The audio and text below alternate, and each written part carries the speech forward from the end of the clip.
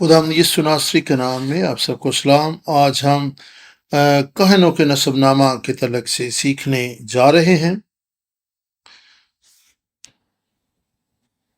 استثنا 32 باب میں سے آج ہم سیکھیں گے کہنوں کے نسب نامے پر غور کرتے ہوئے۔ آج تعارف ہوگا کیونکہ بہت سی چیزیں ہمیں اس میں کور کرنا ہے، اور یہ ابراہیم پاک کی لکھی ہوئی چھٹی کتاب ہے جو مخلصی کی تاریخ کے سلسلہ میں ہے۔ ابھی انگریزی میں اس کا ترجمہ نہیں ہوا، اور جو ہی اس کا اردو میں ترجمہ ہوگا پاکستان میں بھی یہ دستیاب ہوگی، اور امید ہے کہ اگلے سال اس کا ترجمہ انگریزی زبان میں ہو جائے گا۔ اس سے آپ کو یہ سیکھنے میں مدد ملے گی۔ عمومی جو جائزہ اس کتاب میں نہیں بلکہ تفصیلی بات کی گئی ہے، آج ہم عمومی جائزہ لیں گے۔ نسب نامہ کیا ہے؟ نسب نامہ کا مطالعہ جو ہے، اس کی اہمیت کیا اور اس کس طریقے سے کام کرتا ہے، اس کا کیا کام ہے، کیوں ہم نسب نامہ کا مطالعہ کرتے ہیں۔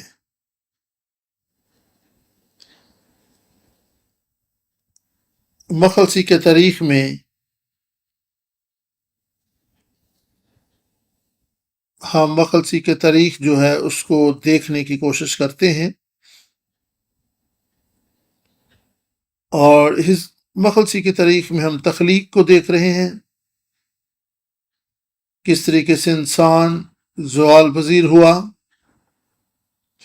خدا نے وعدہ کیا کہ عورت کی نسل جو ہے وہ سب کچھ بحال کرے گی، اور آخر میں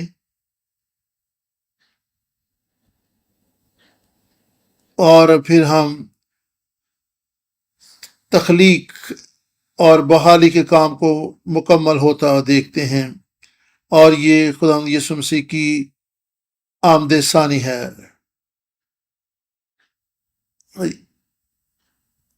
اور تخلیق سے بحالی تک میں مرکزی شخصیت خدا یسوع مسیح ہے۔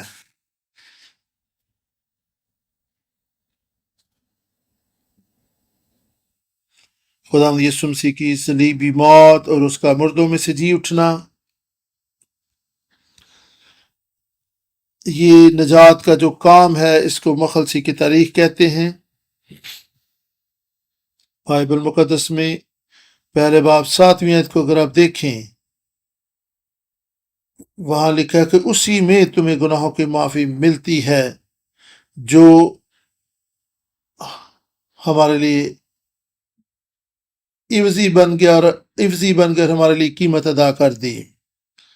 یسوع مسیح نے فدیہ دے دیا ہمارے گناہوں کے لیے، ہماری مخلصی کے لیے اس نے قیمت ادا کی ہے۔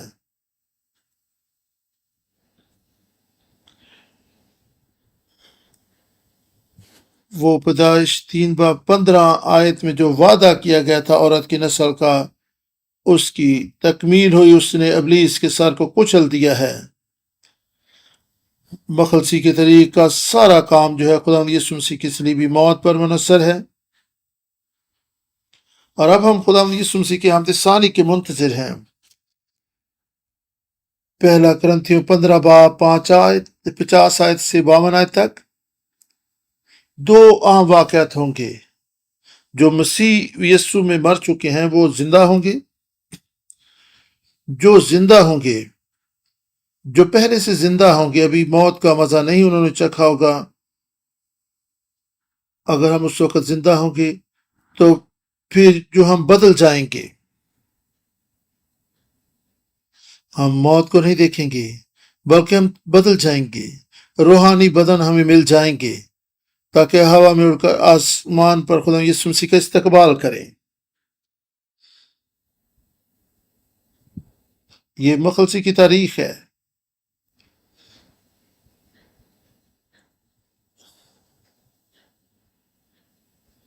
اور یہ محض مخلصی کی تاریخ نہیں بلکہ یہ میری مخلصی کی تاریخ ہے۔ ہم یہاں پر کھڑے ہیں تخلیق، زوال اور پھر بحالی کے وعدہ کے درمیان. اور آپ یہاں پر ہیں.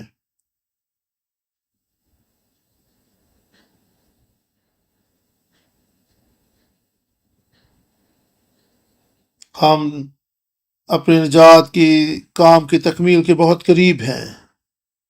یہ مخلصی کے تاریخ کی ترتیب اور خلاصہ ہے. بہت سے لوگ نسب ناموں کو نظر انداز کر دیتے ہیں.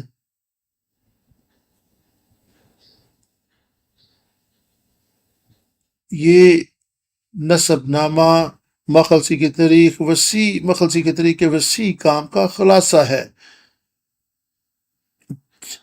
یہ اس کو ایسے ہی جیسے سمندر کو کوزے میں بند کر دیا جائے. یہ مخلصی کے تاریخ ان نسب ناموں میں چھپی ہوئی ہے. پیدائش 5 باب 1 آیت. تخلیق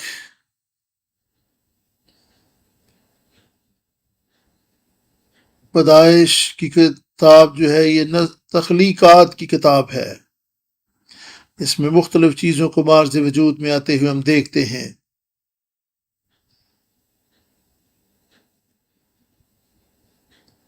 یہ کتاب ہے جس میں تخلیقات، چیزوں کو پیدا کرنے کا کام ہوا.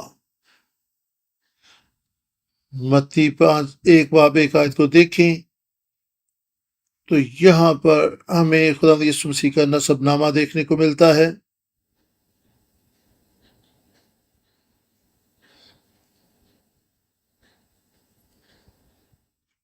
بائبل کا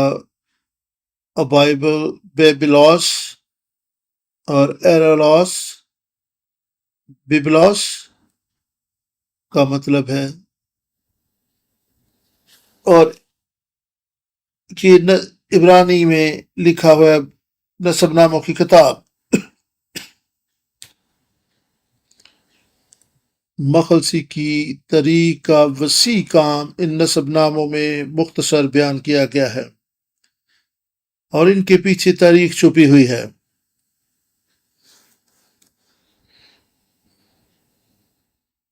اگر آپ امریکہ کے صدور کے نام یاد کر لیں، کینیڈا کے صدور جو ہیں ان کے نام یاد کر لیں، تو ان ناموں کے پیچھے تاریخ چھپی ہوئی ہے. آپ دیکھیں گے کہ کس دور میں فلاں صدر ہوا، کس دور میں فلاں صدر وفات پا گیا، لیکن ان کے پیچھے ایک تاریخ چھپی ہوئی ہے.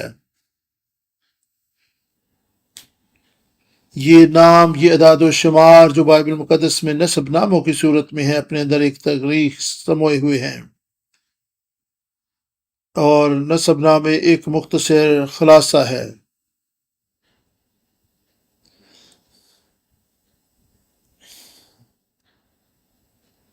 کیوں ہمیں نسب نامہ کو پڑھنے کی ضرورت ہے؟ سردار کاہن کے نسب نامہ کو کیوں ہم نے پڑھنا ہے؟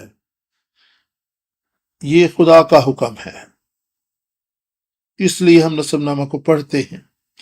ہم خدا کی تابعداری کرتے ہیں. خدا ہمیں حکم دیتا ہے کہ ہم نسب نامہ کو پڑھیں.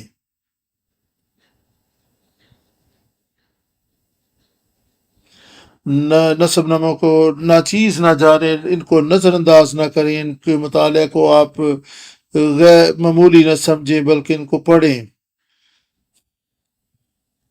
خدا کے کلام میں استثنا 32 باب 7 آیت میں لکھا، قدیم ایام کو یاد کرو، نسل در نسل کے برسوں پر غور کرو، اپنے باپ سے پوچھو وہ تم کو بتائے گا، بزرگوں سے سوال کرو وہ تم سے بیان کریں گے.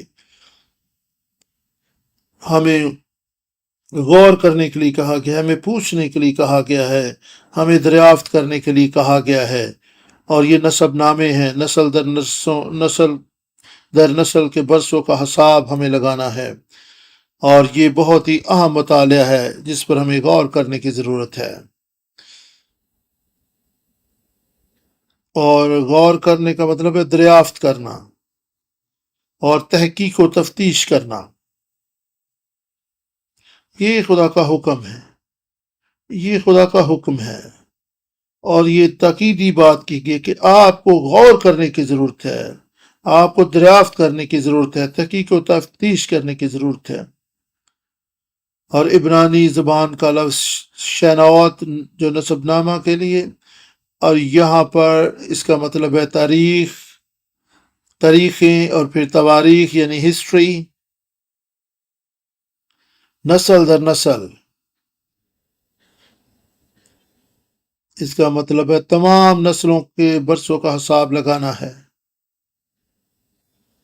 اور یہاں پر نسل در نسل کے برسوں سے مراد نسب نامہ ہے۔ خدا ہمیں حکم دے رہا کہ ہم نسب نامے کا مطالعہ کریں، تمام تاریخ، پشتوں اور تواریخی واقعات کو ہم ان نسب ناموں میں دیکھیں۔ ان تاریخوں میں، ان نسب ناموں میں، ان پشتوں میں ہم دیکھتے ہیں کہ خدا کس طریقے سے بنی نو انسان کے درمیان اپنے منصوبے کو بحالی کے لیے منصوبے کو آگے بڑھاتے رہا۔ تو ہم خدا کے فضل کو دیکھیں گے، اس کے کام کو اس نسب ناموں میں دیکھیں گے۔ یہ وہ نسب نامہ ہے یہ وہ نسب نامے ہیں جنہیں ہمیں پڑھنے کے لیے تاکید کی گئی ہے۔ اگر ہم سردار کاہن کے نسب نامہ کو دیکھتے ہیں، پہلی تواریخ 6 باب 3 سے 15 آیت میں اس نسب نامے کو بیان کیا گیا ہے۔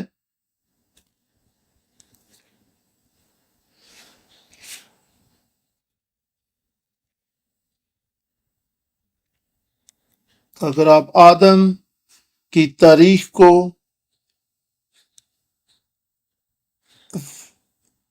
اور بنی اسرائیل کی بابل کی سیری سے واپسی تک کو دیکھیں تو پھر 3600 برسوں کی تاریخ آپ کو ملتی ہے۔ اور یہ نسب نامہ کہاں پر ظاہر ہو رہا ہے؟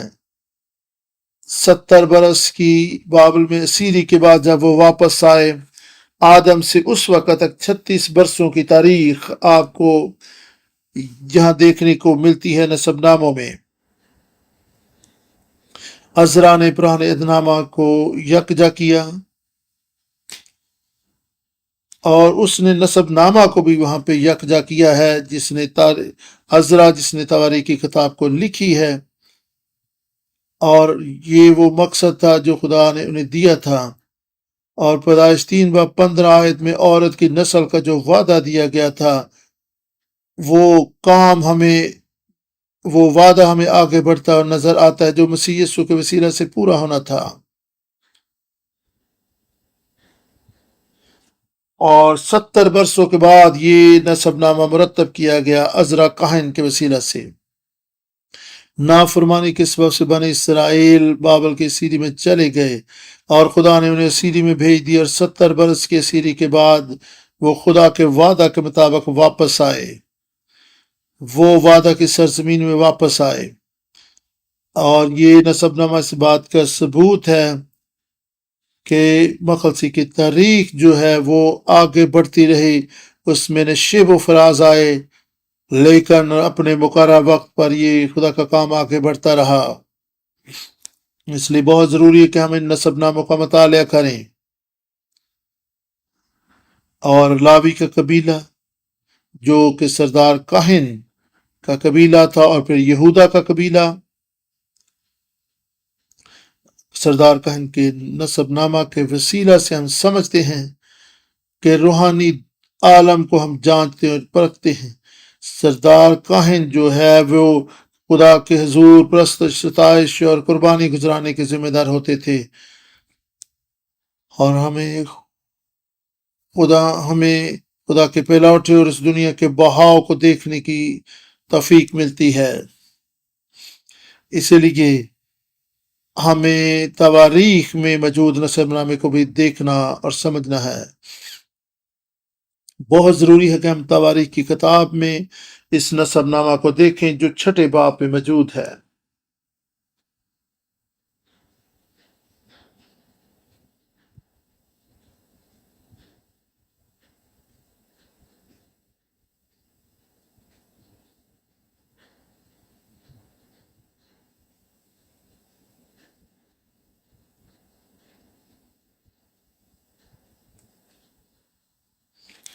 سو آپ ان نسب ناموں کو شوق سے پڑھا کریں، غور کیا کریں۔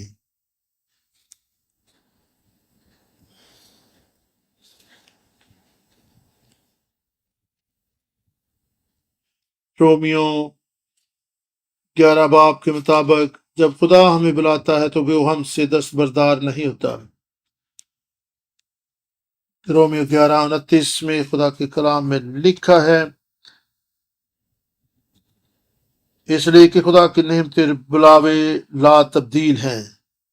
خدا جب ہمیں بلاتا ہے تو وہ ہم سے دستبردار نہیں ہوتا، ہم سے غلطیاں ہو سکتی ہیں، اور خدا کے بلاوے لا تبدیل ہیں۔ ہم خدا سے دور بھاگتے ہیں، ہم خدا سے دستبردار ہو جاتے ہیں۔ ہمیں خدا سے دور نہیں جانا۔ آپ اپنی زندگی میں آج جس بھی مقام پر کھڑے ہیں اور اب دکھ اور مصیبتوں سے میں گزر رہے ہیں، خدا دنیا کے آخر تک آپ کے ساتھ ہے۔ خداوند آپ کو توفیق دے کہ آپ اس فضل کو اور اس کی محبت کو جان اور سمجھ سکیں۔ سردار کاہن، ہم دیکھ چکے ہیں کہ نسب نامے ہمیں کیوں کر پڑھنے ہیں، ان کی کیا اہمیت ہے۔ مختلف نسب نامے ہمیں بائبل مقدس میں ملتے ہیں، اور یہ زندگی کی تاریخ ہمیں آگے بڑھتی ہوئی نظر آتی ہے۔ ہم سردار کاہن کے نسب نامہ کو دیکھنے والے ہیں۔ سردار کاہن کا نسب نامہ، سردار کاہن کن پشتوں سے آئے، کن قبیلوں اور خاندانوں سے چنے گئے تھے، اور اس کے لیے کوہن اور گدول لفظ استعمال ہوا ہے۔ ہائی کا مطلب کوہن عبرانی زبان میں، اور گدول کاہن، اور اس کے لیے روش بھی لفظ استعمال ہوا ہے۔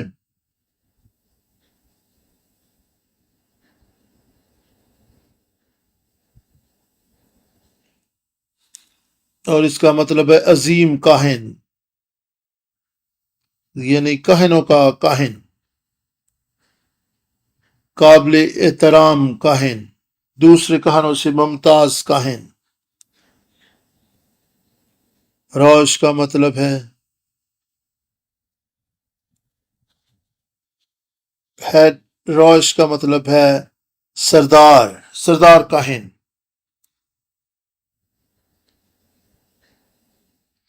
نمائندگی کرنے والا کاہن۔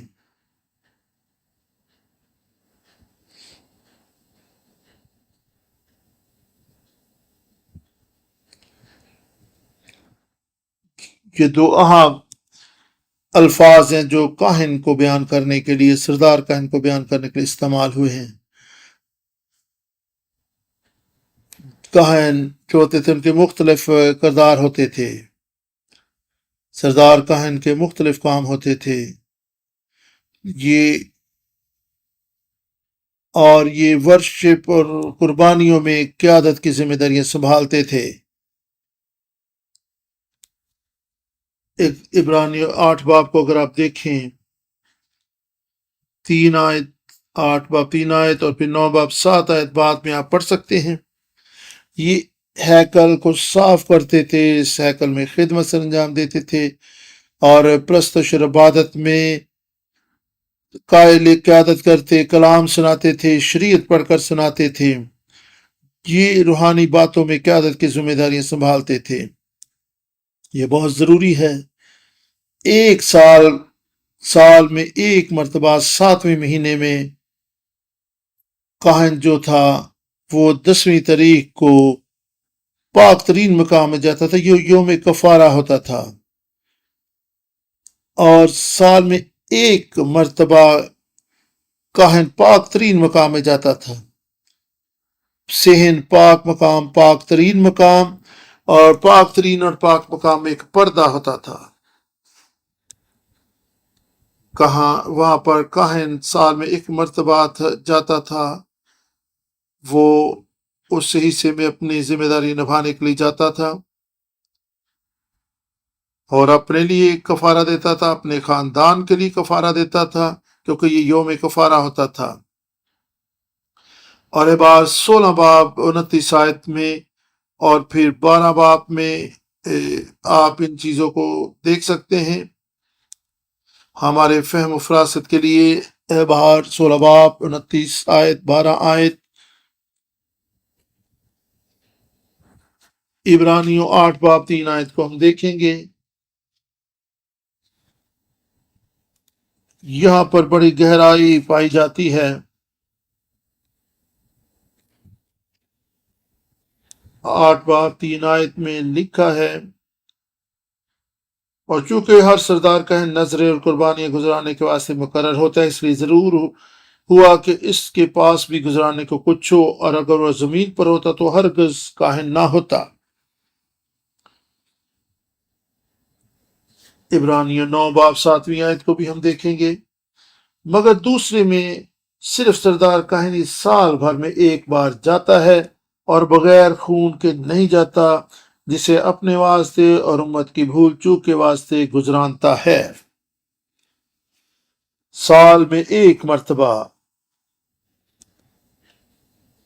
پاک ترین مقام میں داخلے کا یہاں پر ذکر ہے، جس میں وہ سال میں ایک مرتبہ جاتا تھا۔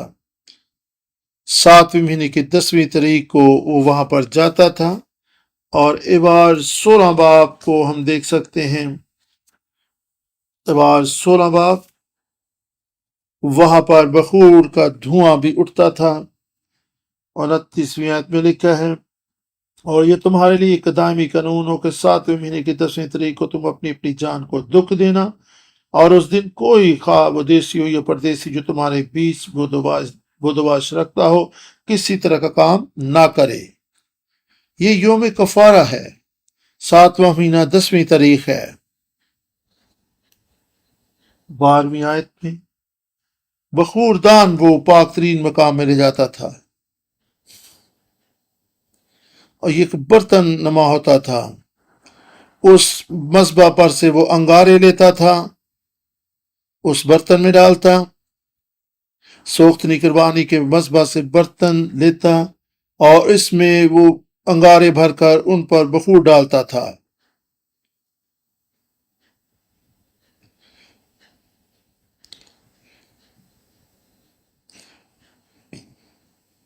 سوختنی قربانی سے انگارے اٹھا کر بخور دان میں ڈالتا اور اس پر بخور ڈالتا تو یہ دھواں اٹھنا شروع ہو جاتا تھا، وہ پاک ترین مقام میں داخل ہوتا تھا۔ یہ بڑی دلچسپی کی بات ہے، یہ منظر کیسا ہوگا۔ اب 16 باب 29ویں آیت میں لکھا ہے، اور خدا کے کلام میں ہم پڑھتے ہیں کہ اس کو بتایا گیا تھا کہ وہ بخور دان میں آگ بھرے اور وہاں پر پاک ترین مقام میں بخور کے ساتھ لے جائے۔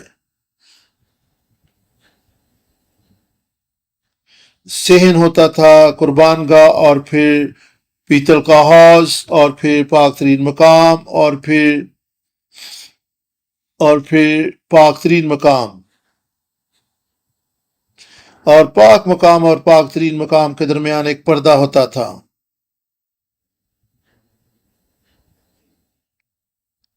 اور وہ پاک ترین مقام سے گزرتا پاک ترین مقام میں جاتا تھا، اور وہ ہر طرف دھواں ہی دھواں ہوتا تھا، اور خدا کی حضوری وہاں پر اترتی تھی۔ اور یہ کس چیز کی طرف اشارہ ہے؟ خدا کی حضوری یہاں پر ہم دیکھ رہے ہیں، یہ خدا یسوع مسیح کی دوسری آمد کی طرف اشارہ، جس میں وہ بادلوں کے ساتھ آئے گا، اور یہ بحالی کا کام جو ہے اس کی تکمیل ہو جائے گی۔ یہ خداوند یسوع مسیح کی آمد ثانی کی تصویر ہے، اور کوہ سینا پر بھی خداوند اتر آیا اور وہاں پر ابر چھا گیا تھا، خداوند اتر آیا تھا اور وہ لوگوں کے درمیان اتر آیا۔ اسی طرح اخیر زمانہ میں خداوند یسوع مسیح بادلوں پر آئے گا، وہ لوگوں کے درمیان آئے گا۔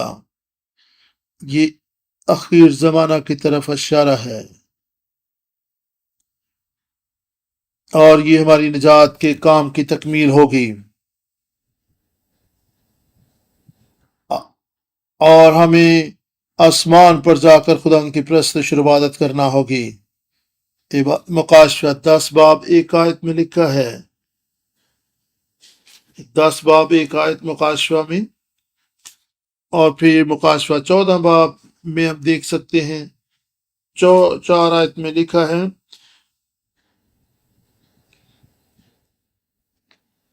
جب یہ کاہن بخور دان کو لے کر پاک ترین مقام میں جاتا تھا، اور یہ ابدی کفارہ کی طرف اشارہ ہے جو بنی انسان کے لیے دیا گیا۔ خداوند بادلوں کے ساتھ آئے گا۔ خداوند ہمیں فضل دے کہ ہم آمد ثانی کے لیے تیار ہو سکیں،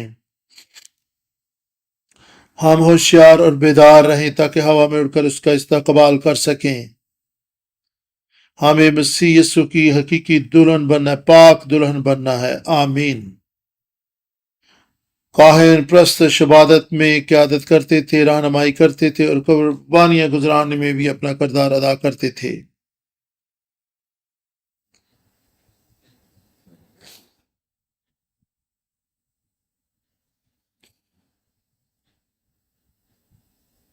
نسب نامہ کے وسیلہ سے آپ جو روحانی دنیا ہے اس کے بہاؤ کو بھی آپ سمجھ سکتے ہیں۔ ہارون پہلا سردار کاہن تھا،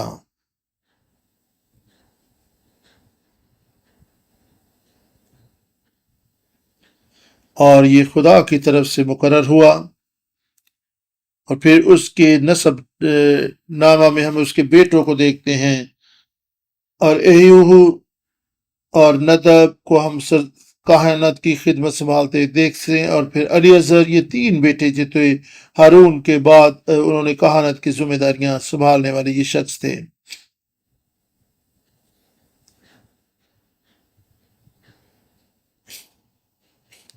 ابیہو نے ہارون کہان کے بعد کہانت کی ذمہ داری سنبھالنی تھی، اور ندب ابیہو نے کہانت کی ذمہ داری کو پورے طور پر کلام کے مطابق نہ نبھایا، اور آگ نکلی اور ان کو بھسم کر دیا۔ اور پھر الیعزر اور اتمر کاہن کے یہ 2 بیٹے، اب انہیں ہارون کاہن کی جگہ پر کہانت کی ذمہ داریاں سنبھالنی تھی۔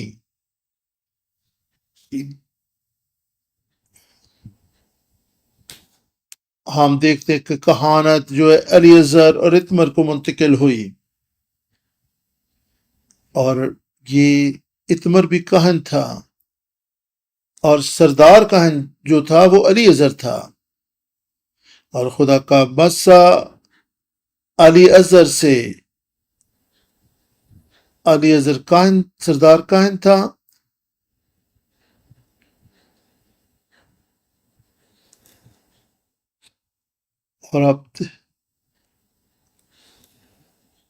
اور دیکھتے ہیں کہ کاہن الیعزر کے حصے میں سردار کاہن کی ذمہ داری آئی۔ یہ وہ شخص ہے جسے خدا نے چنا تھا کہ وہ سینئر ہو، یہ خدا کی طرف سے مسا شدہ تھا تاکہ خدا کے لیے کہانت کی ذمہ داری سنبھالے۔ اور ہارون سے برکت الیعزر کو ملی، گنتی 3 باب 4 آیت، اور پھر 20 باب 26 آیت سے 28 آیت تک آپ ان حوالہ جات کو دیکھ سکتے ہیں۔ نسب نامہ سے خدا کی مرضی اور اس کے ارادے کو ہم دیکھتے ہیں، یہ روحانی بہاؤ کس طرح آگے بڑھ رہا ہے۔ خدا نے الیعزر کو چنا،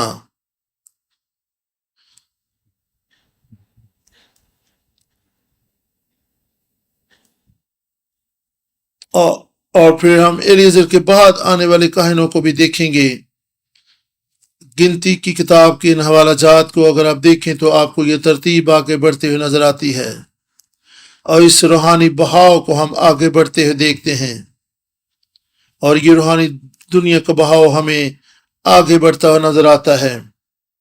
ہم دیکھتے ہیں کہ خدا کس طریقے سے کام کر رہا ہے۔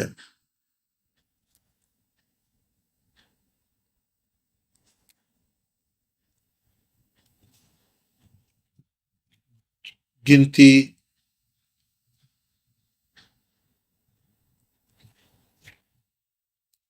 3 باب 4 آیت کو دیکھیں گے۔ گنتی 3 باب 4 آیت۔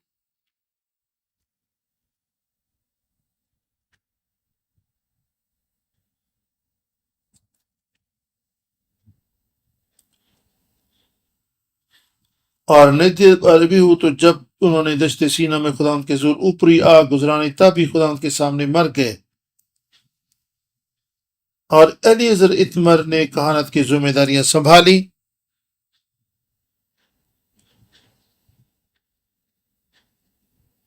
20 باب 26 آیت کو ہم دیکھتے ہیں۔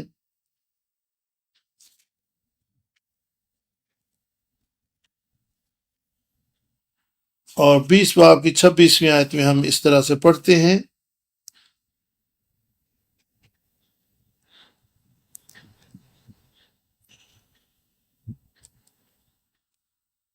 اور ہارون کے لباس کو اتار کر اس کے بیٹے الیعزر کو پہنا دیا، کیونکہ ہارون وہیں وفات پا کر اپنے لوگوں میں جا ملے گا۔ اور موسیٰ نے خدا کے حکم کے مطابق عمل کیا، اور وہ ساری جماعت کی آنکھوں کے سامنے کوہ ہور پر چڑھ گئے۔ یہاں پر ہم دیکھتے ہیں کہ کہانت کس طریقے سے الیعزر کو منتقل ہوئی۔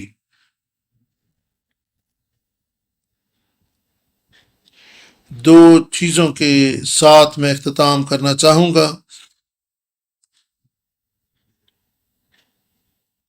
اور پرانے عہد نامے کا سردار کہن آنے والے دور میں مسیح یسو یعنی ابدی سردار کہن کی طرف اشارہ ہے۔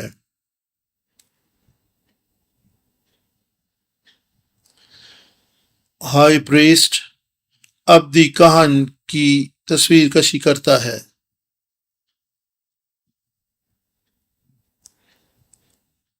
اور جو ملک صدق کی طرز کا کاہن ہے، اور وہ خدا یسوع مسیح ہے۔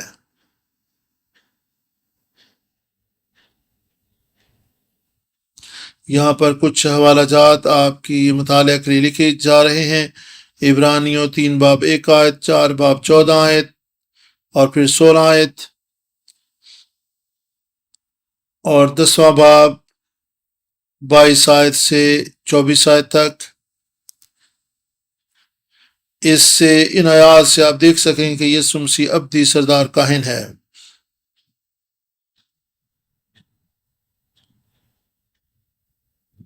اب ہم خدا کے کاہن ہیں۔ ابدی کاہن تو یسوع ہے، لیکن ہم بھی کاہن ہیں۔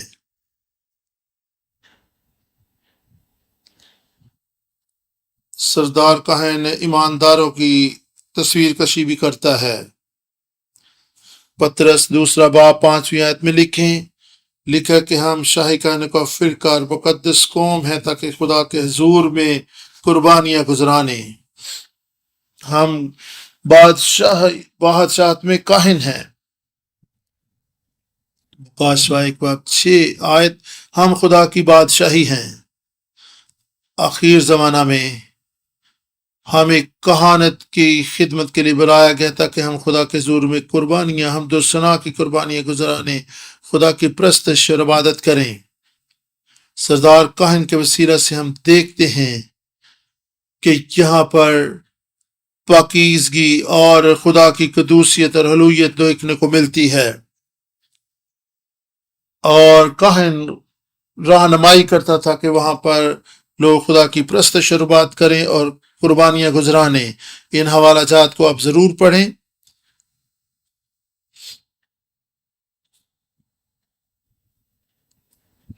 عبرانیوں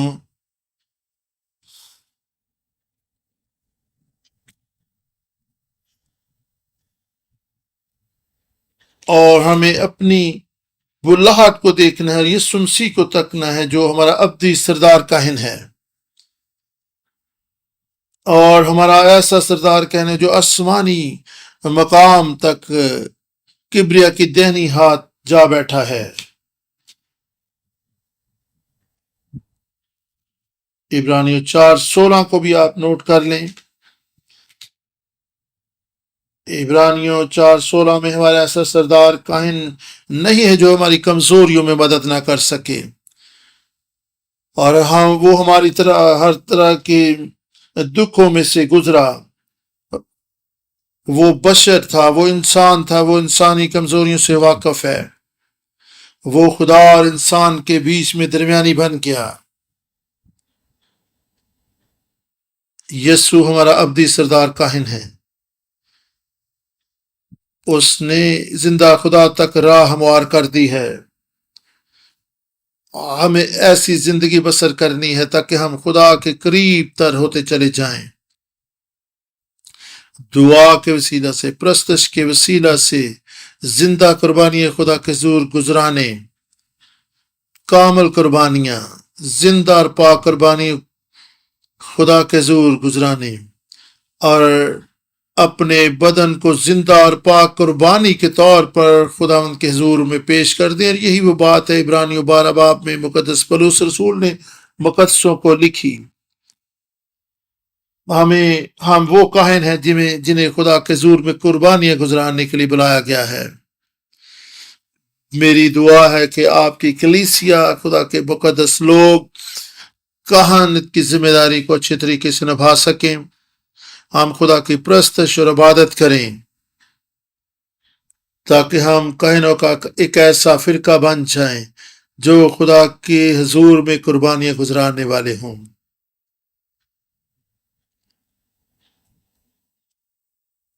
और आने वाले वक्त में हम मजीद इसके तलक से सीखेंगे। आज आप खुदा के कलाम पर गौर करें। आप काहिन हैं, आप पाक होने के लिए बुलाए गए हैं। आप की जिम्मेदारी खुदा के हुजूर में प्रस्तश और सताइश की कुर्बानियां गुजराने में लोगों की क़यादत करनी है। आप बुलाए गए हैं और खुदा के बुलावे ला तब्दील हैं। खुदावंद ने आपको बुलाया है ताकि आप उसके लिए पाक बने रहें और इस सरदार काहिनों के नसबनामा में खुदावंद यीशु मसीह को देखें, और यीशु हमारा अब्दी सरदार कहने, और हम भी काहिन होने के लिए बुलाए गए हैं। और खुदावंद के कलाम की बुनियादी जो आज हमने सुना और सीखा है दूसरों के सामने भी करें ताकि वो पहचाने कि आप मसीह यीशु में जो अब्दी काहिन है, आप भी काहिन ठहराए जा चुके हैं, ताकि आप प्रस्तश और इबादत में लोगों की क़यादत कर सकें, लोगों को तालीम दे सकें, और खुदा की हुजूरी में जाकर दूसरे लोगों के लिए आप खड़े हो सकें। जिस तरीके से काहिन दूसरे लोगों के लिए कुर्बानियां गुजरानते और उनके लिए खुदा के हुजूर चाहते थे।